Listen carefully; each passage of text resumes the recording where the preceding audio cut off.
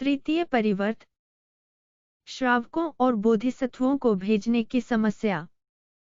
तब लिच्छवी विमल कीर्ति ने सोचा, मैं बीमार हूँ और शैया पर पड़ा हुआ दुखित हूँ, फिर भी तथागत अरहत सम्यक संबुद्ध ने मेरे बारे में नहीं सोचा है, मुझ पर अनुकंपा नहीं की है और मेरे रोग के विषय में पूछने के लिए किसी को भी नहीं भेजा है। तब भगवान ने लिच्छवी विमल कीर्ति के मन में उत्पन्न इस प्रकार के संकल्प को जानकर आयुष्मान शारिपुत्र से कहा, शारिपुत्र, लिच्छवी विमल कीर्ति के रोग के बारे में पूछने के लिए जाओ। ऐसा कहे जाने पर आयुष्मान शारिपुत्र ने भगवान से कहा, भगवन, मैं लिच्छवी विमल कीर्ति के रोग के बारे में पूछने के लिए जाने को उत्साहित नहीं हूँ, क्योंकि भगवन, मुझे स्मरण है कि एक दिन जब मैं एक वृक्ष के मूल में बैठा हुआ ध्यानरत था, तब लिच्छवी विमल कीर्ति भी उस वृक्ष के नीचे आ पहुंचा और उसने मुझसे कहा, भदंत शारिपुत्र, जिस प्रकार आप ध्यानरत हैं, उस प्रकार ध्यान में रत नहीं होना चाहिए। आपको इस प्रकार से ध्यानरत होना चाहिए जिससे कि संपूर्ण त्रिधातुक विश्व अर्थात तीनों लोकों में कहीं भी शरीर और चित्त प्रकट नहीं होते। आपको इस तरह ध्यानरत होना चाहिए जिससे कि निरोध की अवस्था से उठे बिना भी आप सब प्रकार का सामान्य व्यवहार अर्थात इर्यापथ प्रकट कर सके। आपको इस प्रकार ध्यान करना चाहिए जिससे अपनी लोकोत्तर उपलब्धि के लक्षणों को छोड़े बिना भी सामान्य व्यक्तियों अर्थात परिथिक जनों के लक्षण को भी प्रकट कर सकें। आपको इस प्रकार ध्यान लगाना चाहिए जिससे कि आपका चित्त न अध्यात्म अर्थात भीतर में स्थित रहे और न बाह्य वस्तुओं में विचरण करने लगे। आपको इस प्रकार ध्यान लगाना चाहिए जिससे कि सारे मतांतरों अर्थात दृष्टियों से अविचलित रहते हुए भी 37 बोधि पाक्षिक धर्मों का अभ्यास हो। आपको इस प्रकार ध्यान लगाना चाहिए जिससे कि संसार क्षेत्र के क्लेशों का प्रहार किए बिना भी आप निर्वाण और मुक्ति प्राप्त कर सकते हैं। भदंत शारिपुत्र, इस प्रकार जो ध्यानरत रहते हैं उनको भगवान ध्यानरत कहते हैं। भगवन, उसके इस प्रकार के धर्मोपदेश को सुनकर उसके प्रतिवाद का विसर्जन करने में असमर्थ होने से मैं चुप हो गया था। यही कारण है कि मैं उस सत्पुरुष के रोग के बारे में पूछने के लिए जाने को उत्साहित नहीं हूँ। तब भगवान ने आयुष्मान महामौदगल्यायन से कहा, मौदगल्यायन, लिच्छवी विमल कीर्ति के रोग के बारे में पूछने के लिए जाओ।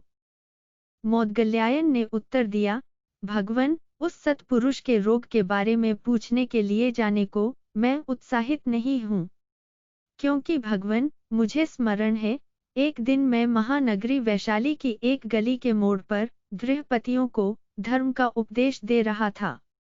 तभी वहां पर लिच्छवी विमल कीर्ति आ पहुंचा और उसने मुझसे कहा, भदंत मौदगल्यायन, जिस प्रकार आप श्वेत वस्त्र पहने हुए गृहपतियों को धर्मोपदेश करते हैं, उस प्रकार धर्म का उपदेश नहीं हो सकता। भदंत मौदगल्यायन, धर्म का उपदेश धर्म अर्थात तत्व के अनुसार होना चाहिए। भदंत मौदगल्यायन, धर्म सत्व रहित अर्थात निःसत्व है, क्योंकि यह सत्व रूपी मल से मुक्त है।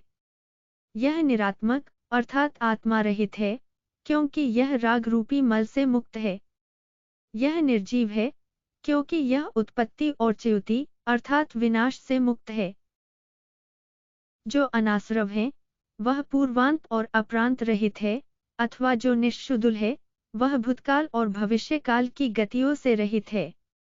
धर्म का लक्षण शांति और उपशम है, क्योंकि वह राग रहित है, वह अनालंबनगामी अर्थात बाह्य आधार से रहित है और शब्दाक्षर से रहित है। वह अनाभिलापे अर्थात चर्चा का विषय नहीं है, क्योंकि वह सभी प्रकार की मानसिक तरंगों से रहित है। धर्म सर्वव्यापी अर्थात सर्वानुगत है, क्योंकि वह आकाश के समान असीमित है। वह बिना रंग का, बिना चिन्ह का और बिना आकार का है, क्योंकि वह सभी अवस्थाओं और प्रक्रियाओं से रहित है। उसमें ममत्व अर्थात अपनापन का अभाव है, क्योंकि वह ममकार अर्थात ममता के भाव से रहित है। वह अविज्ञप्तिक अर्थात सीमित ज्ञान से रहित है, क्योंकि वह चित्त, मन और विज्ञान से रहित है। वह अतुल्य है, क्योंकि उसका प्रतिपक्ष नहीं है। वह हेतु प्रतिकूल है, अर्थात कार्य कारण की सीमा का अतिक्रमण करता है, क्योंकि वह प्रत्ययों अर्थात कारणों की व्यवस्था से मुक्त है। वह सभी धर्मों में समान रूप से विद्यमान है, क्योंकि धर्म धातु में सभी धर्म एकत्रित हैं। वह किसी का भी अनुभव न करने के कारण तत्ता के अनुकूल है। वह अंत्य से ही अकंपे अर्थात अस्थिरता रहित है, अतः वह भूत कोटि में स्थित है। वह अनाकंपे अर्थात स्थिर है, क्योंकि वह इंद्रियों के विषयों पर आश्रित नहीं है। वह जहाँ तहाँ आने जाने अर्थात गमन तथा अगमन से मुक्त है, क्योंकि वह अप्रतिष्ठित है। वह शून्यता की एकत्रता अर्थात संवासरण है। वह अनिमित्त होने के कारण सुस्फटित अर्थात अच्छी प्रकार प्रकट है। वह अपकार तथा अप्रणिहित लक्षण वाला होने के कारण कल्पना और निराकरण से रहित है। वह अपकार रहित और प्रक्षाप अर्थात विनाश रहित है, क्योंकि वह उत्पाद और व्यय से परे है। वह अनालय है और आँख, कान, नाक, जीभ, काय और मन की सीमा के कार्य क्षेत्र के बाहर अर्थात समतिक्रांत है। वह न ऊंचा है और न नीचा है। वह अवस्थित और अचलभूत है। भदंत महामौद्गल्यायन सर्वचर्या विगत ऐसे धर्म की देशना किस प्रकार हो सकती है? भदंत महामौद्गल्यायन यह धर्म देशना नाम भी आरोपित वचन मात्र है, व्यावहार वचन मात्र है। जो लोग इसे सुनते हैं, वे भी केवल आरोपित का श्रवण करते हैं, अर्थात परमार्थ सत्य का नहीं। भदंत मौद्गल्यायन जहाँ आरोपित वचन नहीं है, वहाँ धर्म देशना नहीं है, तथा श्रवण और ज्ञान भी नहीं है। अर्थात आरोपित वचनों के बिना न धर्मोपदेशक हो सकता है, न धर्म श्रवण और न धर्म ज्ञान। अतएव धर्म देशना की बात ऐसी है, जैसी कि एक माया पुरुष द्वारा अन्य माया पुरुषों को धर्म का उपदेश देने की कथा है, अर्थात यथार्थ में न तो धर्मोपदेशक है और न धर्म श्रोता है। इसलिए आपको अपने मन में इस बात का ध्यान रखकर धर्म का उपदेश करना चाहिए। आपको प्राणियों की शक्ति सामर्थ्य अर्थात इंद्रियों के बारे में कुशल ज्ञान होना चाहिए। प्रज्ञा चक्षु द्वारा भली प्रकार देखकर महाकरुणा का मूर्त रूप बनकर महायान के स्वरूप का वर्णन करते हुए बुद्ध के प्रति कृतज्ञता प्रकट करते हुए विशुद्ध आशय द्वारा धर्म विषयक वाक्यों का विशिष्ट ज्ञान रखते हुए त्रिरत्न की वंश परंपरा को अविच्छिन्न रखते हुए आपको धर्मोपदेश करना चाहिए। भगवान विमल कीर्ति के इस प्रकार धर्मोपदेश करने के कारण उस गृहपति परिषद में से 800 गृहपतियों ने अनुत्तर समयक संबोधि का चित्त उत्पन्न किया। मैं तो भगवान प्रतिभान रहित अर्थात वाक्यहीन होकर रह गया। इसी कारण मैं उस सत्पुरुष के रोग के बारे में प्रश्न पूछने के लिए जाने को उत्साहित नहीं हूँ। तब भगवान ने आयुष्मान महाकाश्यप से कहा, हे काश्यप, तुम लिच्छवी विमल कीर्ति के रोग के बारे में पूछने के लिए जाओ। महाकाश्यप ने भी कहा, भगवान, मैं उस सत्पुरुष के रोग के बारे में पूछने के लिए जाने को उत्साहित नहीं हूँ, क्योंकि भगवान, मुझे स्मरण है, एक दिन मैं दरिद्रों की वीथिका में पिंडपात अर्थात भोजन ग्रहण के लिए रुका हुआ था। लिच्छवी विमल कीर्ति ने वहां आकर मुझसे इस प्रकार कहा, भदंत महाकाश्यप, इस प्रकार धनी लोगों के घरों को छोड़कर दरिद्र लोगों के घरों में जाना पक्षपात पूर्ण मैत्री है। अतएव महाकाश्यप, धर्म समता की स्थिति करणीय है। आपको सभी प्रकार के प्राणियों का सर्वकाल में विचार करके भिक्षा अर्थात भोजन सामग्री मांगनी चाहिए। आपको निराहार रूपी आहार खोजना चाहिए, अर्थात परमार्थ रूपी आहार की पर्यवेक्षण करनी चाहिए। आपको दूसरों के पिंड तृष्णा को दूर करने के लिए पिंडपात प्राप्त करने की चर्या का पालन करना चाहिए। अर्थात आपके भिक्षाटन का उद्देश्य लोगों में प्रचलित भौतिकवादी दृष्टि अर्थात पिंड ग्राहक वस्तुओं को सत समझकर उनमें ममत्व की भावना का निराकरण करना होना चाहिए।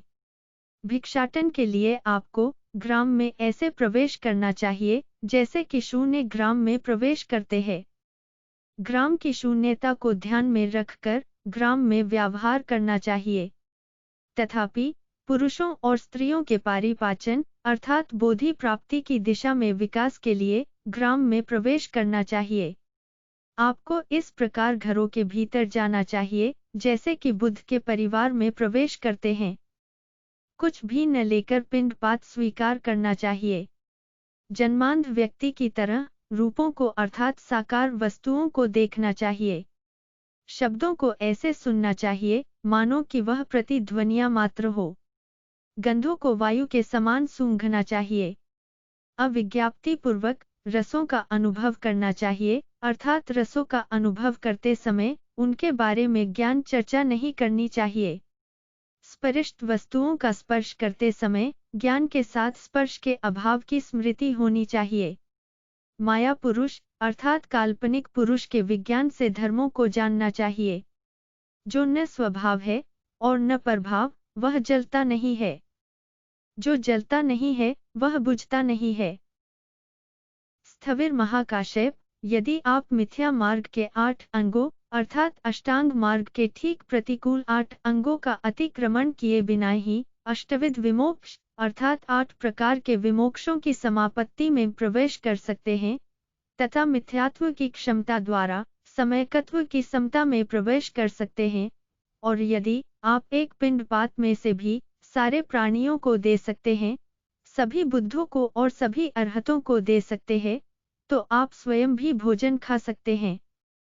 इस प्रकार सबको देने के पश्चात जब आप स्वयं भोजन खाएं, तो ऐसे खाएं जिससे आप न क्लेशों से संप्रयुक्त हो और न क्लेशों से विप्रयुक्त हो, न ही समाधि में समाहित हो और न समाधि से उठें, न समाधि में प्रतिष्ठित हो और न निर्वाण में प्रतिष्ठित हो। भदंत, जो कोई आपको भोजन दान देते हैं, उनको न महत्फल होता है और न अल्पफल, न मध्यफल और न विशेष फल होता है। वे बुद्ध प्रवृत्ति के साथ आते हैं, न कि श्रावक गति के साथ।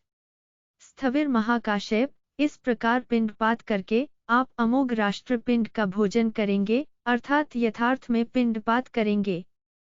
भगवन, इस प्रकार दिए गए धर्मोपदेश को सुनकर मैं आश्चर्यचकित हो गया।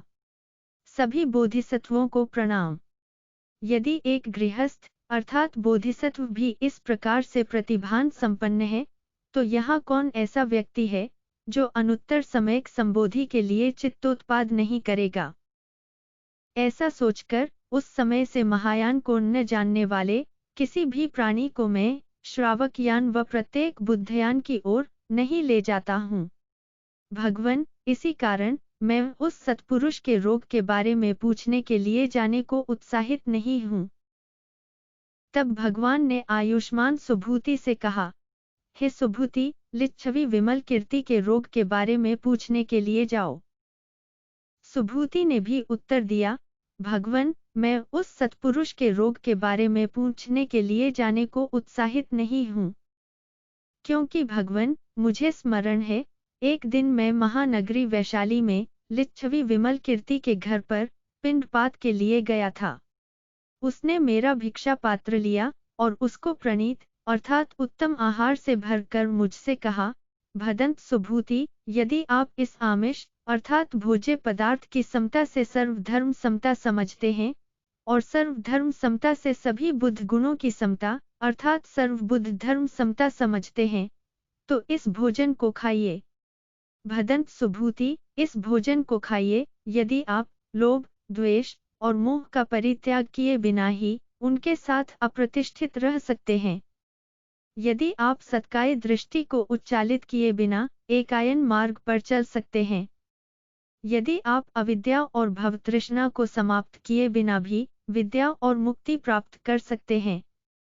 यदि 5 आनंतर्य कोटि के अपराध और आपकी मुक्ति समान है, यद्यपि आप न विमुक्त हैं और न बंधन में हैं, यदि आपने 4 आर्य सत्यों को नहीं देखा है और फिर भी आप उसके जैसे नहीं हैं जिसने सत्य नहीं देखा है। यदि आपने फल अर्थात निर्वाण नहीं प्राप्त किया है और फिर भी आप परिथगजन नहीं हैं। यदि आप में साधारण व्यक्ति अर्थात परिथगजन के गुण हैं और फिर भी आप साधारण व्यक्ति नहीं हैं। यदि आप न संत अर्थात पवित्र आर्य हैं और न असंत अर्थात अपवित्र अनार्य है। यदि आप सर्वधर्म प्रति संयुक्त होते हुए भी सर्वधर्म संज्ञा से विप्रयुक्त हैं, तो इस भोजन को खाइए। इस भोजन को खाइए भदंत सुभूति। यदि बुद्ध शास्त्र को देखे बिना, धर्म को सुने बिना और संघ की उपासना किए बिना आप ये जो षष्ठ अन्य तीर्थिक आचार्य शास्त्र है, जैसे कि बूरन काश्यप, मस्करी गोशाली पुत्र, संजय वैराड़ी पुत्र, ककुद कात्यायन, अजित केश कंबल तथा निर्ग्रंथ ज्ञाति पुत्र, उन्हें अपना गुरु बताकर उनके शासन में प्रव्रजित हो सकते हैं। जिस मार्ग से यह छहों शास्त्र गण जाते हैं, यदि उसी मार्ग से जाने वाले संत अर्थात आर्य सुभूति भी है, सब प्रकार के मतों अर्थात मिथ्या दृष्टियों को अपनाकर यदि आप न अंत और न मध्य पर पहुँचते हैं, यदि अष्ट अक्षरों से ग्रस्त होने पर आप शुभकर क्षण नहीं प्राप्त करते हैं, यदि क्लेशों से परिपूर्ण होकर आप विशुद्धि की प्राप्ति नहीं करते हैं, यदि सभी प्राणियों की शुद्धि अर्थात अरण भवंत सुभूति की शुद्धि अर्थात अरण तथा क्लेश रहित स्थिति है, यदि आपको दान देने वाले उस दान से विशुद्ध नहीं होते, यदि वे लोग जो आपको भोजन दान देते हैं और फिर भी दुर्गतियों में पड़ते हैं, यदि आप सभी मारों के साथ रहते हैं और सभी क्लेशों के मित्र हो जाते हैं, यदि जो क्लेश का स्वभाव है वही भदंत सुभूति का स्वभाव है, यदि सभी प्राणियों के प्रति आपका घातक चित्त हो अर्थात आप सभी प्राणियों का हनन करना चाहते हैं, यदि आप सभी बुद्धों से घृणा करते हैं, यदि आप बुद्ध की सभी शिक्षाओं की बुराई करते हैं, संघ की शरण में नहीं जाते हैं और यदि आप कभी भी परिनिर्वाण नहीं प्राप्त करते हैं, तो इस भोजन को खाइए।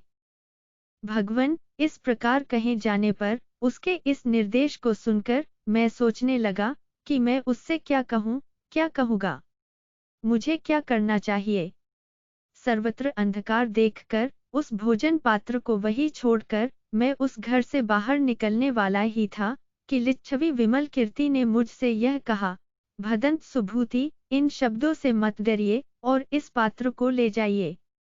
भदंत सुभूति, आप क्या समझते हैं, यदि तथागत द्वारा कृत्रिम रूप से निर्मित एक व्यक्ति आपसे इस प्रकार कहे, तो क्या आप भयभीत हो जाएंगे?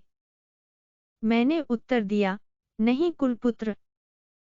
तब उसने मुझसे कहा, भदंत सुभूति, सभी धर्मों का स्वभाव माया से निर्मित वस्तुओं की तरह है, अतएव भयभीत मत हो जाइए, क्योंकि इन सभी वचनों का स्वभाव वैसा ही अर्थात मायावी है।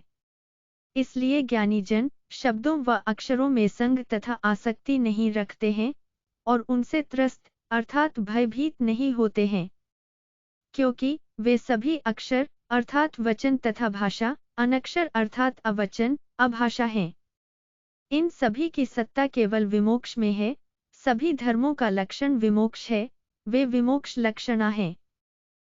जब विमल कीर्ति ने यह उपदेश दिया, तो उस समय 200 देवताओं ने सभी धर्मों अर्थात वस्तुओं के प्रति पवित्र, निर्मल और विशुद्ध धर्म चक्षु प्राप्त किया और 500 देवताओं को अनुलोमिकी धर्म शांति का लाभ हुआ। मैं तो वाक्यहीन और उसकी बात का उत्तर देने में असमर्थ हो गया था। यही कारण है भगवान कि मैं उस सत्पुरुष के रोग के विषय में पूछने के लिए जाने को उत्साहित नहीं हूँ। तब भगवान ने आयुष्मान पूर्ण मैत्रायणी पुत्र से कहा, हे पूर्ण, लिच्छवी विमल कीर्ति के रोग के विषय में पूछने के लिए जाओ। पूर्ण ने भी उत्तर दिया, भगवान, मैं उस सत्पुरुष के रोग के विषय में पूछने के लिए जाने को उत्साहित नहीं हूँ, क्योंकि भगवान, मुझे स्मरण है, एक दिन मैं महावन में एक स्थान पर बैठकर कुछ आदि कर्मिक भिक्षुओं अर्थात नवक भिक्षुओं को धर्मोपदेश कर रहा था। तभी लिच्छवी विमल कीर्ति वहां आया और उसने मुझसे कहा, भदंत पूर्ण, ध्यानपूर्वक इन भिक्षुओं के चित्तों को देखिए, देख करके धर्म का उपदेश कीजिए। महान रत्नों से जटित पात्र को अपवित्र अर्थात गंदे भोजन से मत भरिए। इन भिक्षुओं का अध्याशय कैसा है, यह पहले जानिए। वैडूर्य मणिरत्न को कांच के मनके के समान मत समझिए। भवतपूर्ण सत्वों की आध्यात्मिक शक्तियों अर्थात इंद्रियों का निर्णय किए बिना ही उनकी उन शक्तियों अर्थात इंद्रियों के एकांगी होने का निष्कर्ष मत निकालिए। जो लोग घायल नहीं हैं, उनको घायल मत कीजिए, अर्थात जिनको व्रण नहीं लगे हैं, उनमें व्रण उत्पन्न मत कीजिए। जो महामार्ग पर चलने के इच्छुक हैं, उनको वीथी मंजरी से जाने के लिए मत कहिए। अर्थात जो सत्व बोधिसत्व यान के पथिक हैं, उनको श्रावक यान पर चलने की शिक्षा मत दीजिए। महासमुद्र के जल से, गौ के खुर से बने पद चिन्ह अर्थात गोखुर पद को भरने का प्रयत्न मत कीजिए। सुमेरु पर्वत को सरसों के दाने अर्थात फल में रखने का प्रयत्न मत कीजिए। सूर्य की प्रभा को खद्योत अर्थात जुगनू का उजाला मत समझिए। समयक सिहनाद के प्रशंसकों को श्रुगाल की आवाज मत सुनाइए। भदंत पूर्ण, ये सभी भिक्षु पहले महायान की चर्या में लगे हुए थे। इन्होंने केवल अपना बोधि चित्त खो दिया है। भदंत पूर्ण, इन्हें श्रावक यान का उपदेश मत दीजिए। श्रावक यान तो अभूत है, श्रावक यान अंततोगत्वा अप्रामाणिक मार्ग है। प्राणियों की शक्ति सामर्थ्य के क्रम के ज्ञान के विषय में ये सभी श्रावकगण नेरे विचार से जन्मांधों की तरह हैं। उस समय लिच्छवी विमल कीर्ति ने ऐसी समाधि में प्रवेश किया जिससे उन भिक्षुओं को विविध प्रकार के अपने पूर्व जन्मों का स्मरण हुआ, जिनमें उन्होंने सम्यक संबोधि के लिए 500 बुद्धों की सेवा करके कुशल मूलावरोपण किया था। ज्यों ही उनको अपने बोधि चित्त का स्पष्ट ज्ञान हुआ, उन्होंने उस सत्पुरुष विमल कीर्ति के चरणों में अपने सिर झुकाकर हाथ जोड़ दिए और इस प्रकार प्रणाम किया।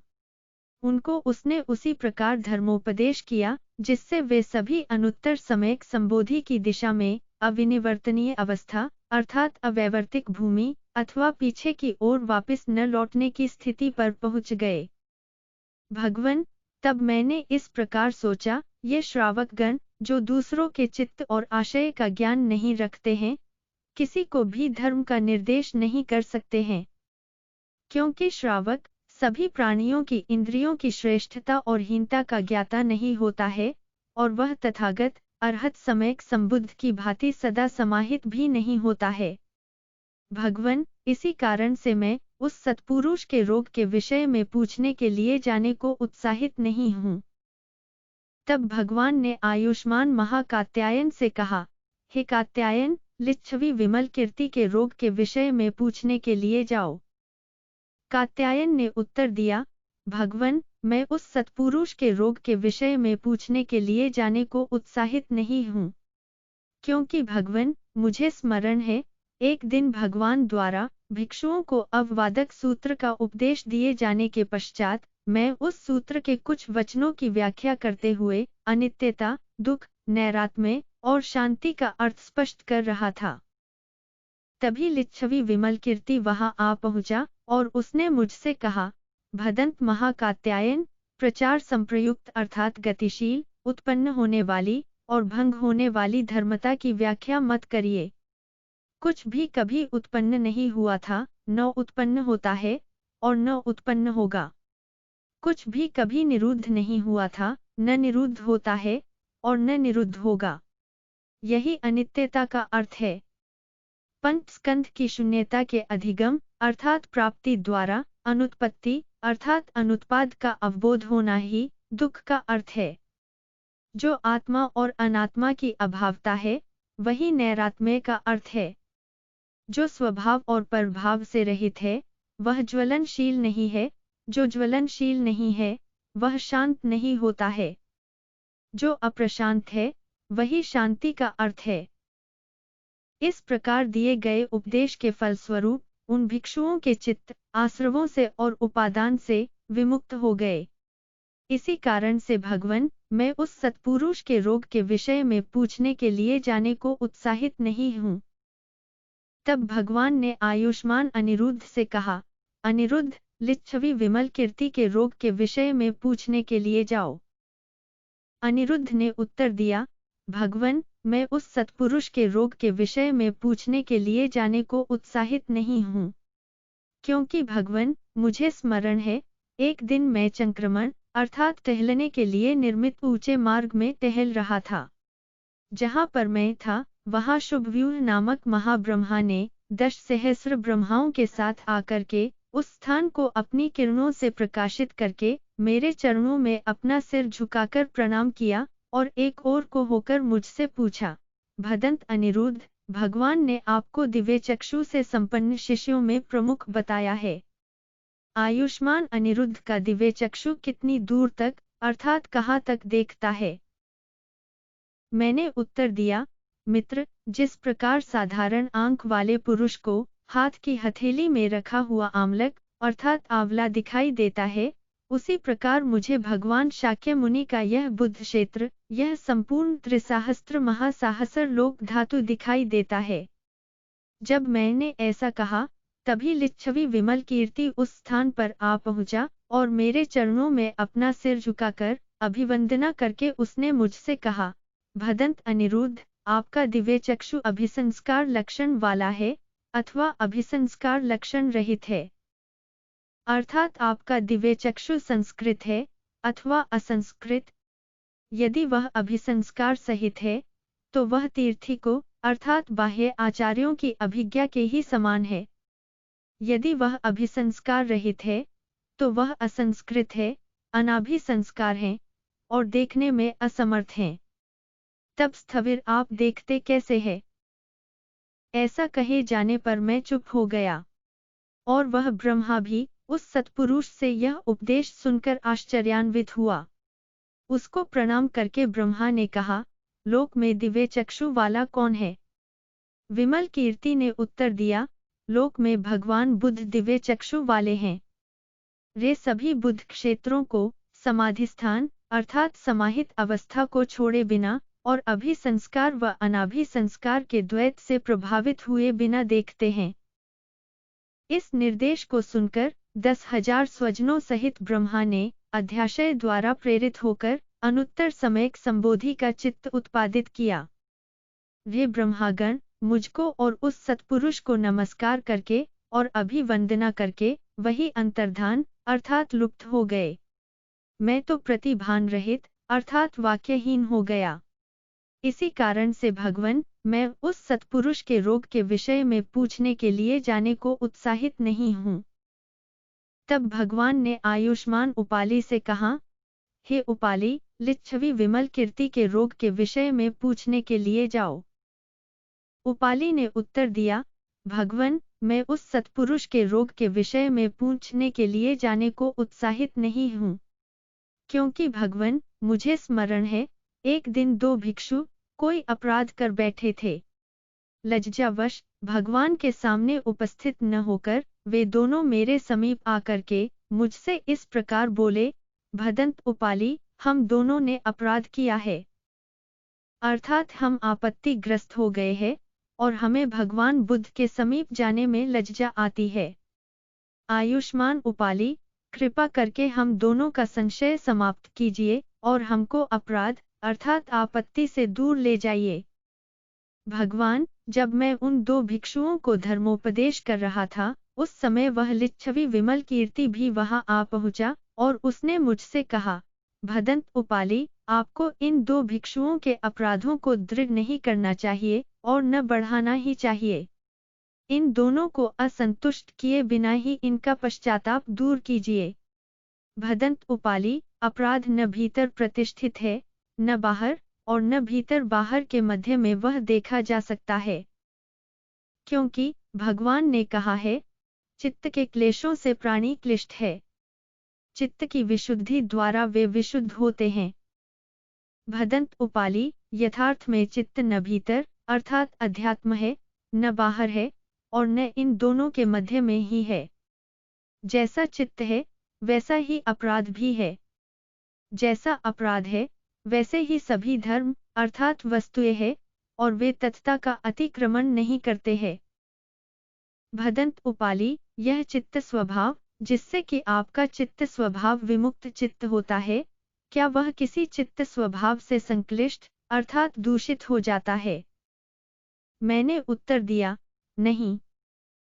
विमल कीर्ति ने कहा, भदंत उपाली, सभी प्राणियों के चित्त का स्वभाव भी ऐसा ही है। भदंत उपाली, क्लेश वस्तुतः संकल्प है। चित्त का स्वभाव निर्विकल्प और कल्पना रहित है। संक्लेश वस्तुतः विपर्यास अर्थात भ्रष्ट ज्ञान, मोहयुक्त ज्ञान है। चित्त का स्वभाव विपर्यास रहित है। वस्तुतः आत्मा का समारोप अर्थात आत्मा की धारणा का आरोप करना ही संक्लेश है। चित्त का स्वभाव आत्मा का अभाव अर्थात नैरात्म्य है। भदंत उपाली, सभी धर्म न उत्पन्न होते हैं, न नष्ट होते हैं और न प्रतिष्ठित होते हैं। वे माया मेघ और विद्युत के समान हैं। सभी धर्म अनवस्थित हैं, अर्थात अस्थिर, अनित्य हैं, क्षण मात्र भी नहीं टिकते हैं। सभी धर्म स्वप्न मरीचि निभा अर्थात मरीचि की चमक और अभूत दर्शन अर्थात असत के दर्शन के समान है। सभी धर्म पानी में दिखाई देने वाली चंद्रमा की परछाई की तरह और दर्पण पर दिखाई देने वाली प्रतिभा के समान है। वे मन के संकल्पों से उत्पन्न होते हैं। जो कोई इस प्रकार जानते हैं, उनको विनयधर कहा जाता है, और जो कोई इस प्रकार संयमित होते हैं, उनको सुसंयमित अर्थात सुदांत कहा जाता है। तब उन दो भिक्षुओं ने कहा, यह गृहपति सुप्रज्ञावंत अर्थात भली प्रकार प्रज्ञा समन्वागत है। भदंत उपाली को भगवान ने विनयधरों में प्रमुख कहा था, परंतु वह विमल कीर्ति के समान सुप्रज्ञावंत नहीं है। उन दोनों से मैंने कहा, भिक्षुओं, आप गृहपति के विषय में इस प्रकार का विचार मत बनाइए, क्योंकि तथागत को छोड़कर कोई भी ऐसा श्रावक अथवा बोधिसत्व नहीं है, जो प्रतिभान अर्थात अविरत भाषण करने की कला में इसका अर्थात विमल कीर्ति का सामना कर सकता है, अथवा प्रज्ञा के आलोक की दृष्टि से इसके समान है। तब दोनों भिक्षुओं ने विचिकित्सा अर्थात संदेह से मुक्त होकर उसी क्षण अध्याशय द्वारा अनुत्तर सम्यक संबोधि का चित्त उत्पन्न किया और उस सत्पुरुष को अभिवंदित करके इस प्रकार कहा, सभी प्राणी भी इसी प्रकार प्रतिभान प्राप्त करें। इसी कारण से भगवन, मैं उस सत्पुरुष के रोग के विषय में पूछने के लिए जाने को उत्साहित नहीं हूँ। तब भगवान ने आयुष्मान राहुल से कहा, राहुल, लिच्छवी विमल कीर्ति के रोग के विषय में पूछने के लिए जाओ। राहुल ने उत्तर दिया, भगवन, मैं उस सत्पुरुष के रोग के विषय में पूछने के लिए जाने को उत्साहित नहीं हूँ, क्योंकि भगवन, मुझे स्मरण है, एक दिन अनेक लिच्छवी युवक जहाँ पर मैं था वहाँ आए और उन्होंने मुझसे कहा, भदंत राहुल, आप भगवान के पुत्र हैं। एक चक्रवर्ती राजा का राज्य छोड़कर आपने प्रव्रज्या स्वीकार की है। आपने क्या उपलब्ध किया है? प्रव्रज्या के गुण और लाभ क्या हैं? जब मैं उन्हें भली प्रकार से प्रव्रज्या के गुणों और लाभों के बारे में समझा रहा था, तो तभी लिच्छवी विमल कीर्ति भी जहाँ मैं था वहाँ आ पहुँचा और मुझको प्रणाम करके उसने कहा, भदंत राहुल, जिस प्रकार आप प्रव्रज्या के गुणों और लाभों का उपदेश कर रहे हैं, उस प्रकार से उपदेश नहीं कीजिए, क्योंकि प्रव्रज्या गुण रहित है और लाभ रहित है। भदंत राहुल, जो संस्कृत कहा जाता है, उसके गुण और लाभ होते हैं, परंतु प्रव्रज्या तो असंस्कृत है, और जो असंस्कृत है, उसमें न गुण है और न लाभ है। भदंत राहुल, प्रव्रज्या अरूपिणी अर्थात निराकार और अभौतिक, रूप रहित तथा आदि और अंत की दृष्टियों से स्वतंत्र है। यह निर्वाण पथ है। मनीषियों ने इसकी प्रशंसा की है और पवित्र संतों ने इसको अपनाया है। यह सब प्रकार के मारों को पराजित करती है। यह 5 प्रकार की गतियों से निस्तारा अर्थात छुटकारा देती है। 5 प्रकार के चक्षुओं का विशोधन करती है। 5 प्रकार के बलों की प्राप्ति करवाती है। 5 प्रकार की इंद्रियों का आधार अर्थात आश्रय है। प्रव्रज्या दूसरों के लिए दुख रहित है और पाप धर्मों अर्थात बुराइयों के साथ मिश्रित नहीं है। यह दूसरे तीर्थिकों का भली प्रकार दमन करती है और प्रज्ञप्ति अर्थात नामकरण स्वरूप निर्णय का अतिक्रमण करती है। प्रव्रज्या कामरूपी कीचड़ में कमल अर्थात पंकज अथवा सेतु है। अधारण रहित अर्थात विधारण करने वाली है। प्रव्रज्या में ममत्व का अभाव है और अहंकार का भी अभाव है। यह उपादान रहित अर्थात अनासक्त है, उपायास रहित अर्थात उपद्रव रहित है और संक्षोभ का निराकरण करती है। यह स्वचित्त को विनीत करती है, परचित्त की रक्षा करती है, शमथ की सामग्री अर्थात ध्यान की सहगामिनी है और सर्व प्रकार से निर्दोष है, इसी कारण इसका नाम प्रव्रज्या है। जो कोई इस प्रकार से प्रव्रजित हुए हैं, वे सही अर्थ में प्रव्रजित हैं। युवकों, इस प्रकार से अच्छी तरह उपदिष्ट किए गए धर्म में प्रव्रजित हो जाओ। बुद्ध का प्रकट होना अत्यंत दुर्लभ है। क्षण संपदा अर्थात शुभ और सौभाग्यपूर्ण अवसर रूपी संपत्ति भी अत्यंत दुर्लभ है और पुनः मनुष्य गति प्राप्त करना अत्यंत दुर्लभ है। उन युवकों ने कहा, गृहपति, जैसा कि हमने सुना है, तथागत ने कहा है, माता पिता की आज्ञा के बिना किसी को भी प्रव्रजित नहीं होना चाहिए।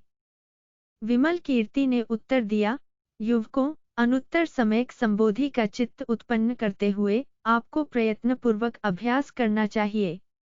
इसी प्रकार आप लोग तत्वतः अर्थात वास्तविक रूप से प्रव्रजित होकर उपसंपदा प्राप्त करेंगे। उस समय 3200 लिच्छवी कुमारों ने अनुत्तर सम्यक संबोधि का चित्त विकसित किया था। भगवन, इसी कारण से मैं उस सत्पुरुष के रोग के विषय में पूछने के लिए जाने को उत्साहित नहीं हूँ। तब भगवान ने आयुष्मान आनंद से कहा, हे आनंद, तुम लिच्छवी विमल कीर्ति के रोग के विषय में पूछने के लिए जाओ। आनंद ने उत्तर दिया, भगवन, मैं उस सत्पुरुष के रोग के विषय में पूछने के लिए जाने को उत्साहित नहीं हूँ। क्योंकि भगवन, मुझे स्मरण है, एक दिन जब भगवान के शरीर में एक रोग प्रकट हुआ, तो उसको अर्थात शरीर को दूध की आवश्यकता पड़ गई थी। मैं पात्र लेकर एक संभ्रांत अर्थात महाशाल ब्राह्मण परिवार के महल के द्वार के समीप चला गया था। तब लिच्छवी विमल कीर्ति भी उस स्थान पर आ पहुंचा और मुझको प्रणाम करके उसने कहा, भदंत आनंद, आप प्रातः काल के समय पात्र लेकर इस परिवार के घर के द्वार पर किस लिए स्थित हैं? मैंने उससे कहा, भगवान के शरीर में एक रोग प्रकट हुआ है। उस शरीर की चिकित्सा के प्रयोजन से कुछ दूध की खोज में आया हूँ। विमल कीर्ति ने मुझसे कहा, भदंत आनंद, ऐसा मत कहिए। भदंत आनंद, तथागत की काय वज्र के समान ठोस है, उसकी सारी अकुशल वासना का नाश हो चुका है। उसमें सारे कुशल धर्म अर्थात सद्गुण उपस्थित हैं। रोग ऐसे शरीर में कैसे हो सकता है? ऐसे शरीर को आतंक या बेचैनी कैसे हो सकती है? भदंत आनंद, भगवान पर झूठा आरोप अथवा दोष मत लगाइए और चुप हो जाइए। इस प्रकार की बात दूसरों से मत कहिए, अन्यथा अनेक बुद्ध क्षेत्रों से यहाँ आए हुए महान शक्तिशाली और तेजस्वी देवता और बोधिसत्व इस बात को सुनेंगे। भदंत आनंद, जब सीमित कुशल मूलों से संपन्न चक्रवर्ती राजा भी निरोग होता है, तब अप्रमेय अर्थात असीमित कुशल मूलों से संपन्न भगवान को रोग कैसे हो सकता है? यह असंभव है। भदंत आनंद, हमें लज्जित मत कीजिए और चले जाइए, अन्यथा अन्य तीर्थिक, मीमांसक, परिव्राजक, निर्ग्रंथ अर्थात जिन और आजीविक भी इस बात को सुनेंगे। तो वे सोचेंगे, अहो लज्जास्पद है, इन लोगों का शास्ता अपने ही रोग की चिकित्सा करने में भी असमर्थ हैं, दूसरे प्राणियों की रोग से रक्षा कैसे कर सकता है? भदंत आनंद, छिप जाइए, अंतर्धान हो जाइए, अन्यथा कोई देख अथवा सुन लेगा। भदंत आनंद, तथागत धर्म काय है? यह धर्म काय आहार से पोषित होने वाली देह नहीं है। यह तथागतों की लोकोत्तर काय होती हैं, जो लोक के सभी लौकिक गुणों अर्थात विशेषताओं का अतिक्रमण कर चुकी होती हैं। तथागत काय उपद्रव रहित है, क्योंकि वह आश्रवों से निवृत्त है। तथागत काय असंस्कृत है, क्योंकि वह संस्कार रहित है। भदंत आनंद, इस प्रकार के शरीर में भी व्याधि हो सकती है, ऐसा विश्वास करना अनुचित और अशोभनीय है। जब मैंने ये शब्द सुने, तब मुझे संदेह हुआ, क्या मैंने भगवान से मिथ्या सुना था या मिथ्या समझा था? ऐसा सोचता हुआ मैं बहुत लज्जित हो गया था। तब मैंने अंतरिक्ष से एक स्वर सुना, अर्थात मैंने आकाशवाणी सुनी, आनंद जो गृहपति कहता है वह तथ्य है। तथापि 5 कषायों अर्थात दोषों के समय में प्रकट होने के कारण भगवान करुणावश सामान्य प्रकार का व्यवहार करके प्राणियों को शिक्षित करते हैं। अतएव आनंद लज्जित हुए बिना दूध लेने के लिए जाओ। भगवान लिच्छवी विमल कीर्ति द्वारा पूछे गए प्रश्न के मेरे उत्तर का उपदेश परक समाधान इस प्रकार हुआ। भगवान इसी कारण से मैं उस सत्पुरुष के रोग के विषय में पूछने के लिए जाने को उत्साहित नहीं हूँ। इसी प्रकार 500 श्रावकों ने लिच्छवी विमल कीर्ति के पास जाने के लिए अनुत्साहित होते हुए अर्थात अनिच्छा प्रकट करते हुए भगवान से अपनी भाषण कुशलता अर्थात स्वप्रतिभान का प्रतिवेदन किया और प्रत्येक श्रावक ने लिच्छवी विमल कीर्ति के साथ हुए अपने वार्तालाप का संपूर्ण वर्णन भगवान से कहा। तब भगवान ने बोधिसत्व मैत्रेय से कहा, हे मैत्रेय, तुम लिच्छवी विमल कीर्ति के रोग के विषय में पूछने के लिए जाओ। मैत्रेय ने उत्तर दिया, भगवान, मैं उस सत्पुरुष के रोग के विषय में पूछने के लिए जाने को उत्साहित नहीं हूँ, क्योंकि भगवान, मुझे स्मरण है, एक दिन मैं तुषित लोक के देवताओं के साथ सतुषित नामक देवता और उसके साथी देवताओं के साथ बोधिसत्वों महासत्वों की अवैवर्तिक भूमि के विषय को लेकर धर्म चर्चा कर रहा था। उस समय लिच्छवी विमल कीर्ति वहां आया और उसने मुझसे कहा, मैत्रेय, भगवान बुद्ध ने आपके विषय में व्याकरण अर्थात भविष्यवाणी का प्रकाशन किया है कि आपको अनुत्तर सम्यक संबोधि प्राप्त करने तक केवल एक बार जन्म लेना है। मैत्रेय, इस व्याकरण का संबंध कौन से जन्म से है? क्या अतीत अर्थात भूतकाल से है? क्या अनागत अर्थात भविष्यकाल से है? अथवा प्रत्युत्पन्न अर्थात वर्तमान काल से है? जो अतीत का जन्म है वह क्षीण हो चुका है, जो अनागत जन्म है वह अभी प्राप्त नहीं हुआ है, और वर्तमान जन्म अर्थात प्रत्युत्पन्न नाम की कोई चीज का अस्तित्व नहीं है। अर्थात भूतकाल, वर्तमान काल और भविष्यकाल की जो काल्पनिक धारणाएं हैं वह व्यवहार वचन मात्र हैं। जैसा कि भगवान ने ठीक ही कहा है, भिक्षुओं, एक क्षण में तुम जन्मते हो, वृद्ध होते हो, मरते हो और पुनः जन्म लेते हो। क्या वह व्याकरण अनुत्पाद की स्थिति से संबंधित था? अनुत्पाद की स्थिति में नियम में प्रवेश होता है जो जन्म रहित और व्याकरण रहित है। अर्थात नियम वह निश्चित अवस्था है जिसमें निर्वाण की प्राप्ति निश्चित और अटल है। अनुत्पाद की अवस्था नियम की अवस्था है जिसमें न जन्म होता है और न व्याकरण। अतएव इस व्याकरण का अर्थ अनुत्पाद्यमान अवस्था नहीं हो सकता। मैत्रेय, आपने किस रूप में, किस अर्थ में व्याकरण प्राप्त किया है? अर्थात आपके विषय में किया गया व्याकरण किस स्थिति से संबद्ध है? जन्म की तत्ता से अथवा निरोध की तत्ता से? तत्ता उत्पाद और निरोध से रहित है, तत्ता न उत्पन्न होती है और न निरुद्ध होती है। मैत्रेय, जो सभी प्राणियों की तत्ता है, जो सभी धर्मों की तत्ता है और सभी पवित्र संतों अर्थात अरहतों की तत्ता है, वही आपकी तत्ता है।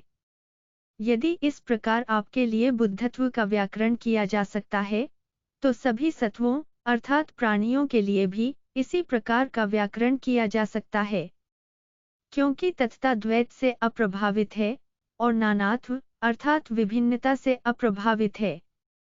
इसलिए मैत्रेय, जब आपको संबोधि की प्राप्ति होगी तब सभी प्राणियों को उसी प्रकार की संबोधि प्राप्त होगी, क्योंकि बोधि सभी प्राणियों का अनुगमन करती है, अर्थात बोधि सभी प्राणियों से संबंधित है। मैत्रेय, जब आप परिनिवृत्त होंगे तब सभी प्राणी भी परिनिवृत्त होंगे, क्योंकि यदि सभी प्राणी अपरिनिवृत्त हैं, तो तथागत भी अपरिनिवृत्त हैं। वे सभी प्राणी सुपरिनिवृत्त हैं, इसीलिए वे निर्वाण जातीय अर्थात निर्वाण प्राप्ति के स्वभाव वाले दिखाई देते हैं। अतएव मैत्रेय, इन देवताओं को गुमराह मत कीजिए, धोखा मत दीजिए। बोधि में न कोई प्रतिष्ठित होता है और न इससे कोई विवर्तित अर्थात वापिस होता है। अतएव मैत्रेय, इन देवताओं की बोधि विषयक काल्पनिक दृष्टि का उत्सर्जन कीजिए, अर्थात बोधि विषयक संकल्प जन्य धारणाओं का निराकरण कीजिए। बोधि का अभिसंबोध अर्थात पूर्ण ज्ञान न काय से होता है और न चित्त से होता है। बोधि सब प्रकार के निमित्त व्यूह अर्थात लक्षण व्यवस्था का उपशमन है। बोधि सभी प्रकार के आलंबनों अर्थात बाह्यार्थों के आरोप से मुक्त है। बोधि सभी प्रकार की मनस्तरंगों अर्थात मानसिक प्रयत्नों के प्रचार से रहित है। बोधि सभी प्रकार के दृष्टिगत ज्ञान का विनाश है। बोधि सब प्रकार के परितक से रहित है। बोधि सर्व प्रकार की अस्थिरता, चित्त की गति और चलनशीलता से मुक्त है। बोधि किसी प्रणिधान अर्थात व्रत या निश्चय से भी प्रवृत्त नहीं है। बोधि सब प्रकार के उद्ग्रहण से रहित, विराग अर्थात अश्लेष तथा मुक्ति है। बोधि धर्म धातु में मिश्रित अर्थात आधत है। बोधि तत्ता का साक्षात्कार है, बोधि भूत कोटि में अवस्थित है। बोधि में न मन है और न धर्म है, अतएव वह अद्वय है। बोधि आकाश की भांति सम है। बोधि असंस्कृत है, क्योंकि वह न उत्पन्न होती है, न व्यय होती है और न स्थित है। इसमें अन्यथात्व अर्थात परिवर्तन का सर्वथा अभाव है। बोधि सभी प्राणियों के चित्त, चर्या और अध्याशय का परिज्ञान है। बोधि छहों आयतनों का द्वार नहीं है। बोधि सभी वासनाओं, प्रतिसंधियों अर्थात मृत्यु और पुनर्जन्म के मध्य की स्थितियों और क्लेशों से सर्वथा मुक्त और असंबद्ध है। बोधि स्थान और अस्थान से सर्वथा विसंयुक्त होने के कारण किसी वस्तु अर्थात विषय अथवा पदार्थ में प्रतिष्ठित नहीं है, किसी स्थान पर स्थित नहीं है। बोधि समस्ततो अर्थात सब प्रकार से, सभी ओर से प्रादुर्भाविनी है, तत्ता में भी अनुपस्थित है। बोधि केवल नाम है, यह नाम भी अचल है। बोधि आयु अर्थात प्रयत्न अथवा चेष्टा और नियु अर्थात त्याग तथा विवेक से रहित और निस्तरंग है। बोधि निरुपायास अर्थात उपद्रव रहित है, स्वभावतः परिशुद्ध है। प्रभास अर्थात प्रकाश है, इसका स्वभाव ही विशुद्धि है। बोधि न ग्राहक है और न ग्राह्य है, अर्थात बोधि न उद्ग्रहण करती है और न आलंबन वाली है। बोधि सर्वधर्म समता है और इसका अधिगम अभिन्न अर्थात अद्वय स्वरूप है।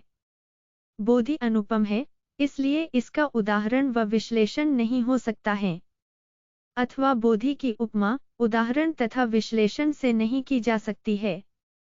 बोधि का अवबोध अति कठिन है, क्योंकि यह अत्यंत सूक्ष्म है। बोधि आकाश के स्वभाव की होने के कारण सर्वत्रगा है, अर्थात सर्वव्यापक है। बोधि का साक्षात्कार काय से अथवा चित्त से नहीं किया जा सकता है, क्योंकि काय तृण अर्थात घास, काष्ठ, दीवार अर्थात कुड़य पथ और प्रतिभास की चमक की तरह है, और चित्त तो अरूप, अदृश्य, निराधार अर्थात अनिश्चय और ज्ञान रहित अर्थात अविज्ञप्तिक है। भगवान विमल कीर्ति द्वारा इस उपदेश के प्रकाशित होने पर उस परिषद में से 200 देवताओं ने अनुत्पत्तिक धर्म शांति प्राप्त की थी। मैं तो प्रतिभान रहित हो गया था। इसी कारण से भगवान मैं उस सत्पुरुष के रोग के विषय में पूछने के लिए जाने को उत्साहित नहीं हूँ। तब भगवान ने लिच्छवी कुमार प्रभाव्यूह से कहा, हे प्रभाव्यूह, लिच्छवी विमल कीर्ति के रोग के विषय में पूछने के लिए जाओ। प्रभाव्यूह ने उत्तर दिया, भगवान मैं उस सत्पुरुष के रोग के विषय में पूछने के लिए जाने को उत्साहित नहीं हूँ, क्योंकि भगवान मुझे स्मरण है, एक दिन मैं महानगरी वैशाली के बाहर जा रहा था और लिच्छवी विमल कीर्ति वैशाली नगर में कहीं से आ रहा था। तभी राह में हमारी भेंट हुई थी। उसने मेरा अभिवादन किया और तब मैंने उससे कहा, गृहपति कहाँ से आए हो? उसने उत्तर दिया, मैं बोधिमंड से आया हूँ। मैंने पूछा, बोधिमंड का क्या अर्थ है? तब उसने मुझसे कहा, कुलपुत्र, बोधिमंड अकृत्रिम होने के कारण आशय मंड है। मानवीय अर्थात धार्मिक काय व्यापार चलाने का स्रोत होने के कारण यह योग मंड है। विशिष्ट अधिगम अर्थात साक्षात्कार होने के कारण यह अध्याशय है। समविस्मरण होने के कारण यह बोधि चित्त मंड है, अर्थात समान रूप से विस्तृत हो जाने के कारण यह बोधि चित्त का सार है। विपाक अर्थात फल की प्रतिकांक्षा अर्थात इच्छा रहित होने के कारण यह दान मंड है, अर्थात दान से होने वाले पुण्य फल की आशा से रहित होने के कारण यह दान मंड है। सभी प्रणिधानों अर्थात प्रतिज्ञाओं की पूर्णता के कारण यह शील मंड है। सभी प्राणियों के लिए प्रतिज्ञ अर्थात द्वेष व क्रोध के अभाव के कारण यह क्षांति मंड है। अविनिवर्तनीय अर्थात अवैवर्तिक होने के कारण यह वीर्य मंड है। चित्त की कर्मण्यता के कारण यह ध्यान मंड है। प्रत्यक्ष दर्शन अर्थात प्रत्यक्षदर्शी होने के कारण यह प्रज्ञा मंड है। सभी प्राणियों के प्रति समान चित्त होने के कारण यह मैत्री मंड है। सभी प्रकार के उपक्रमों को सहन अर्थात सर्व प्रकार की हिंसा सहन करने के कारण यह करुणा मंड है।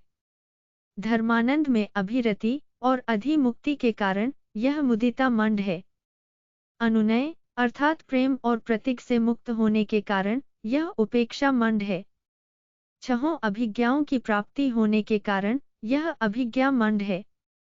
निर्विकल्प होने के कारण यह विमोक्ष मंड है। प्राणियों का पारमार्थिक विकास करने के कारण यह उपाय मंड है। सभी प्राणियों का संग्रह करने के कारण यह संग्रह वस्तु मंड है। प्रतिपत्ति अर्थात धर्मचर्या के सार का व्यापार अर्थात कार्यान्वयन करने के कारण यह श्रवण मंड है। योनिश प्रत्यवेक्षण अर्थात मौलिक और परिपूर्ण विपश्यना अर्थात आमूल प्रतिवेद करने के कारण यह निध्यप्ति मंड अर्थात ध्यान जनित प्रज्ञा मंड है। संस्कृत और असंस्कृत अर्थात द्वैत का प्रहार करने के कारण यह बोधि पाक्षिक धर्म मंड है। संपूर्ण लोक में किसी का भी वचन न करने अर्थात किसी को भी धोखे में न रखने के कारण यह सत्य मंड है। अविद्या आश्रव के क्षय से जरा मरण के क्षय तक सभी आश्रवों का क्षय कर देने के कारण यह प्रतीत्य समुत्पाद मंड है। यथाभूत अर्थात परमार्थ स्वरूप के अभिसंबोध के कारण यह सर्वक्लेश प्रशम मंड है। सभी प्राणियों की निस्वभावता के कारण यह सर्वसत्व मंड है। शून्यता के समय ज्ञान के कारण यह सर्वधर्म मंड है। अचल होने के कारण यह सर्वमार्ग प्रमदन मंड है। प्रवेश वियोग अर्थात कहीं भी प्रवेश करने से मुक्ति के कारण यह त्रिधातु मंड है। अभय और असंत्रास के कारण यह सिहनाद वाला वीर्य मंड है। सर्वत्र अनिंदित रहने के कारण यह बलो वैशारद्यो और आवेनिक बुद्ध धर्मों का मंड है। क्लेशों के अशेष अर्थात संपूर्ण विनाश के कारण यह त्रिविद्यता मंड अर्थात त्रिविद्या मंड है। सर्वज्ञ ज्ञान के समुदागम के कारण यह एक ही क्षण में सभी धर्मों अर्थात भूत भौतिक व चित्त चैतसिक वस्तुओं और असंस्कृत तत्वों का संपूर्ण रूपेण साक्षात ज्ञान वाला मंड अर्थात स्थान अथवा सार है। कुलपुत्र जब भी पारमिताओं से ओतप्रोत प्राणियों के परमार्थिक विकास के लिए समर्पित हुए, सद्धर्म धारण में जुटे हुए और कुशल मूलों समेत ये बोधिसत्व गण जब पैर ऊपर उठाते हैं अथवा भूमि पर रखते हैं, तो वे बोधि मंड से ही आते हैं, वे बुद्ध गुणों से आते हैं, बुद्ध गुणों में प्रतिष्ठित रहते हैं। भगवान विमल कीर्ति द्वारा इस प्रकार का उपदेश दिए जाने पर 500 देवताओं और मनुष्यों ने बोधि चित्तोत्पाद किया था। मैं तो प्रतिभान रहित हो गया था। इसी कारण से भगवान मैं उस सत्पुरुष के रोग के विषय में पूछने के लिए जाने को उत्साहित नहीं हूँ। तब भगवान ने बोधिसत्व जगतीधर से कहा, हे जगतीधर, लिच्छवी विमल कीर्ति के रोग के विषय में पूछने के लिए जाओ। तब जगतीधर ने कहा, भगवान मैं उस सत्पुरुष के रोग के विषय में पूछने के लिए जाने को उत्साहित नहीं हूँ, क्योंकि भगवान मुझे स्मरण है, एक दिन जब मैं अपने घर में स्थित था, तब पापी मार 12,000 अप्सराओं के साथ इंद्र के वेश में आए और संगीत अर्थात साज और आवाज सहित मेरे समीप आ पहुंचा। उसने अपने सिर से मेरे चरणों में प्रणाम किया। सपरिवार अर्थात साथी अप्सराओं सहित मेरा सम्मान करके एक ओर को हो गया। उसको देवराज शक्र अर्थात इंद्र समझकर मैंने उससे कहा, हे कौशिक, आपका स्वागत है। सभी कामों अर्थात इच्छाओं और विषय भोगों से अप्रमत्त रहो अर्थात जागरूक रहो। काय, जीवन और भोगों के सार का सदुपयोग करते हुए अनित्यता का बहुधा विचार करना चाहिए। तब मार ने मुझसे कहा, हे सत्पुरुष, मुझसे इन 12,000 अप्सराओं अर्थात देव कन्याओं को स्वीकार कर लीजिए, ये आपकी सेवा करेंगी। मैंने उससे कहा, हे कौशिक, अयोग्य वस्तु श्रमण और शाक्य पुत्र अर्थात बुद्ध पुत्र को मत दीजिए। इन कन्याओं को रखना मेरे लिए उचित नहीं है। मैंने ऐसा कहा ही था कि लिच्छवी विमल कीर्ति वहां आ पहुंचा और उसने मुझसे कहा, कुलपुत्र, यह इंद्र अर्थात शक्र है, ऐसा मत समझिए। यह तो पापी मार है, आपकी विडंबना करने के लिए अर्थात आपकी हंसी उड़ाने के लिए यहाँ आया है, यह इंद्र नहीं है। तब लिच्छवी विमल कीर्ति ने उस पापी मार से कहा, पापी मार, ये अप्सराएं इस श्रमण शाक्य पुत्र अर्थात बोधिसत्व जगतीधर के लिए उपयुक्त नहीं है। इन्हें तुम मुझको दे दो। तब पापी मार भयभीत और सविघ्न अर्थात उद्विग्न हो गया और उसने सोचा, यह लिच्छवी विमल कीर्ति मुझे ठगने के लिए अर्थात मेरा भेद खोलने के लिए आया है। वह अंतर्धान होने की इच्छा से प्रयत्न करने लगा, परंतु असमर्थ रहा। उसने अपनी सभी रिद्धि विधियों का प्रयोग करके अंतर्धान तथा लुप्त होने की चेष्टा की, परंतु वह वैसा करने में असफल रहा। तब अंतरिक्ष से अर्थात आकाश से एक घोष निकला अर्थात आकाशवाणी हुई, हे पापी मार, इन अप्सराओं को इस सत्पुरुष को भेंट करो, तभी तुम अपने स्थान को वापस जा सकोगे। तब पापी मार तो और भी अधिक भयभीत हो गया और उसने अपनी इच्छा के प्रतिकूल उन अप्सराओं को विमल कीर्ति को सौंप दिया।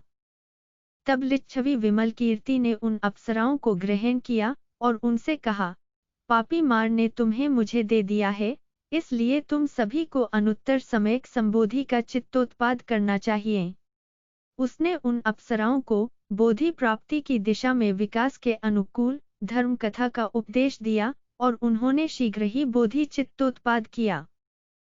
विमल कीर्ति ने उनसे पुनः कहा, आपने अभी बोधि चित्त का उत्पादन किया है, अब से भविष्य में आपको धर्म के आनंद में प्रसन्नता पूर्वक अधिमुक्ति करनी चाहिए, काम गुणों अर्थात विषय भोगों के सुख में अभिरुचि नहीं रखनी चाहिए।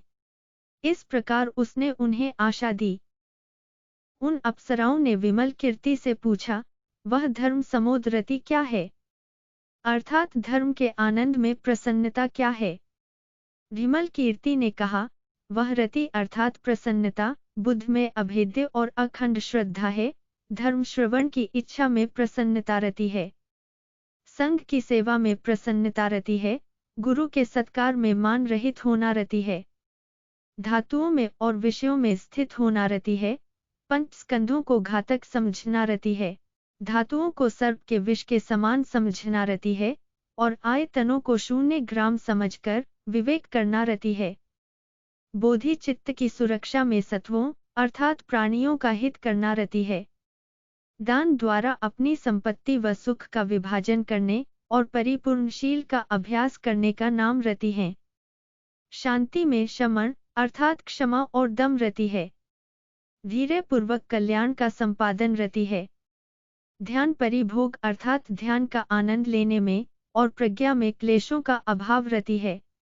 बोधि का प्रसार करना रति है। मारों का निग्रह करना अर्थात मार को परास्त करना रति है। क्लेशों का वध करना और बुद्ध क्षेत्र का विशोधन करना रति है। लक्षणों और अनुव्यंजनों के विकास के लिए सभी कुशल मूलों का संचय करना रति है। निर्भयता पूर्वक गंभीर धर्म श्रवण करना धर्म सम्मोध रति है। विमोक्ष के तीनों मुखों अर्थात द्वार का प्रविजय अर्थात प्रतिवेद करना और निर्वाण का अध्यालंबन करना रति है। बोधि मंड का अलंकार होना रति है।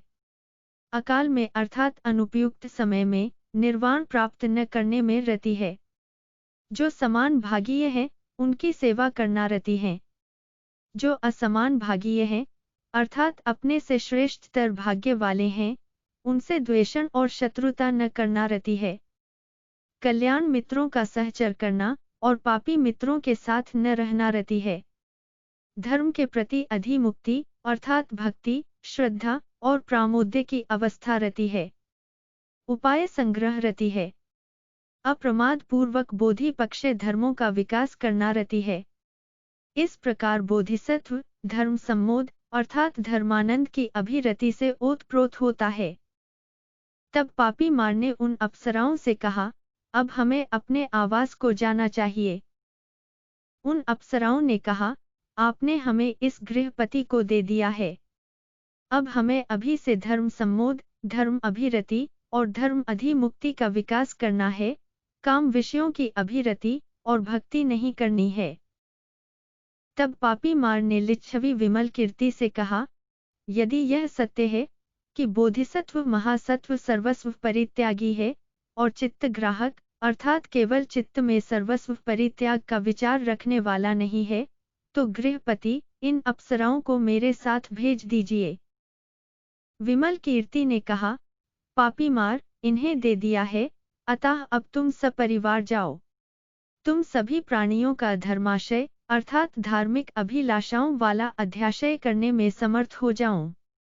तब उन अप्सराओं ने विमल कीर्ति को प्रणाम करके उससे कहा, गृहपति, हमें मार के घर में किस प्रकार रहना चाहिए? विमल कीर्ति ने कहा, बहनों, अक्षय प्रदीप नामक एक धर्ममुख अर्थात धर्म का प्रवेश द्वार है, उसका अभ्यास करो अर्थात उसमें प्रवेश करो। वह क्या है बहिनों? जिस प्रकार एक प्रदीप से सैकड़ों हजारों प्रदीप प्रज्वलित होते हैं, फिर भी वह प्रदीप स्वयं नहीं घटता है, उसी प्रकार बहिनों, एक बोधिसत्व सैकड़ों हजारों प्राणियों को बोधि में स्थापित करके भी स्वयं उसके चित्त की स्मृति कम नहीं होती है। वस्तुतः वह न केवल कम नहीं होती है, अपितु और भी बढ़ जाती है। इसी प्रकार जैसे जैसे आप सारे कुशल धर्मों अर्थात पुण्य कर्मों को दूसरों को दिखाएगी और उन्हें बताएगी, वैसे ही बुद्ध शासन के सभी कुशल धर्म प्रवर्धित होते रहेंगे। यही अक्षय प्रदीप नामक धर्म मुख है। मार के लोक में रहते हुए आप असंख्य देवताओं और देवियों को बोधि चित्त का विकास करने के लिए प्रेरित कीजिए। इस प्रकार आप तथागत के प्रति कृतज्ञ रहेंगी और सभी प्राणियों की सहायक बनेंगी। तत्पश्चात उन अप्सराओं ने लिच्छवी विमल कीर्ति के चरणों में अपना सिर झुकाकर प्रणाम किया और मार के साथ चली गई। भगवन, मैंने लिच्छवी विमल कीर्ति के रिद्धि बल अर्थात विकुर्वण की इस प्रकार की विशिष्टताओं को देखा था। इसी कारण भगवन, मैं उस सत्पुरुष के रोग के बारे में पूछने के लिए जाने को उत्साहित नहीं हूँ। तब भगवान ने श्रेष्ठी पुत्र सुदत्त अनाथ पिंडित से कहा, हे कुल पुत्र सुदत्त, तुम लिच्छवी विमल कीर्ति के रोग के विषय में पूछने के लिए जाओ। इस पर सुदत्त ने उत्तर दिया, भगवन, मैं उस सत्पुरुष के रोग के विषय में पूछने के लिए जाने को उत्साहित नहीं हूँ, क्योंकि भगवन, मुझे स्मरण है, एक दिन मेरे पिता के निवेशन अर्थात निवास स्थान में एक महायज्ञ पूरा करने के लिए मैं 7 दिनों तक सभी श्रमणों, ब्राह्मणों, दरिद्रों, दुखियों, करीपणों अर्थात असहायों, भिखारियों और विह्वल हुए लोगों को दान दे रहा था। उस महादान यज्ञ के अंतिम और 7वें दिन लिच्छवी विमल कीर्ति उस महायज्ञ की भूमि पर आ पहुंचा। उसने मुझसे कहा, श्रेष्ठ पुत्र, इस प्रकार यज्ञ नहीं करना चाहिए जिस प्रकार आप कर रहे हैं। धर्म यज्ञ कीजिए। आमिष यज्ञ अर्थात भौतिक वस्तुओं के दान से पर्याप्त लाभ हो गया है, अर्थात आमिष यज्ञ इतना ही पर्याप्त है। मैंने उससे पूछा कि धर्म यज्ञ कैसे किया जाता है? उसने उत्तर दिया, धर्म यज्ञ उसे कहते हैं जिसके द्वारा प्राणियों का अनादि और अनंत परिपाचन होता है। अर्थात बोधि प्राप्ति के मार्ग पर प्राणियों की उन्नति का जिसमें न प्रारंभ हो और न अंत हो, ऐसा धर्म यज्ञ। वह क्या है? ऐसा धर्म यज्ञ कौन सा है? यह वह महामैत्री है जिसका उपहार अर्थात परिणाम बोधि है। यह वह महाकरुणा है जो सद्धर्म संग्रह संपन्न करती है। यह वह महामुदिता है जो सभी प्राणियों की प्रसन्नता की भावना उत्पन्न करती है। और यह वह महाउपेक्षा है जो ज्ञान संग्रह से संपन्न होती है। धर्म यज्ञ वह दान पारामिता है जो शांति एवं दम में परिपूर्ण होती है। यह वह शील पारामिता है जो दुष्शील प्राणियों के परिपाचन में पूर्णता को प्राप्त होती है। यह वह शांति पारामिता है जो धर्म नैरात्म्य में पूर्णत्व प्राप्त करती है। यह वह वीर्य पारामिता है जो बोधि की दिशा में प्रयत्न प्रारंभ होने से संपन्न होती है। यह वह ध्यान पारामिता है जो काय चित्त के विवेक में संपादित होती है। यह वह प्रज्ञा पारामिता है जो सर्वज्ञ ज्ञान में संपन्न होती है। धर्म यज्ञ वह शून्यता भावना है जिसकी पूर्णता सभी प्राणियों के परिपाचन में होती है। यह वह अनिमित्त भावना है जिसकी पूर्णता सभी संस्कृत वस्तुओं के परिशोधन में होती है। यह वह अप्रणिहित भावना है जिसकी पूर्णता स्वेच्छा से पुनर्जन्म धारण करने में होती है। धर्म यज्ञ वह बल पराक्रम है जिसकी पूर्णता सद्धर्म धारण करने में होती है। यह वह जीवितेंद्रिय अर्थात जीवन शक्ति है जिसकी पूर्णता संग्रह वस्तुओं के संपादन में होती है। यह वह निर्माणता अर्थात अभिमान का अभाव है जिसकी पूर्णता सभी प्राणियों का भरित्य अर्थात सेवक और शिष्य बनने में होती है। यह काय जीव एवं अर्थ के वे लाभ है जिनकी पूर्णता असार से सार निकालने में होती है। यह वह स्मृति है जिसकी पूर्णता छहों प्रकार की स्मृतियों में होती है। यह वह आशय है जिसकी पूर्णता सम्मोदनीय धर्म के द्वारा होती है। यह वह जीवन परिशुद्धि है जिसकी पूर्णता सम्यक प्रतिपत्ति में होती है। यह वह आर्य पथोपासना अर्थात अरहतों का सत्कार है जिसकी पूर्णता श्रद्धा पूर्वक और प्रसन्नता पूर्वक रहने में होती है। यह चित्त की वह गंभीरता अर्थात चित्त निध्यप्ति है जिसकी पूर्णता साधारण व्यक्तियों अर्थात परिथिक जनों के प्रति अद्वेष अथवा प्रेम रखने में होती है। यह वह अध्याशय है जिसकी पूर्णता प्रवृज्या द्वारा होती है।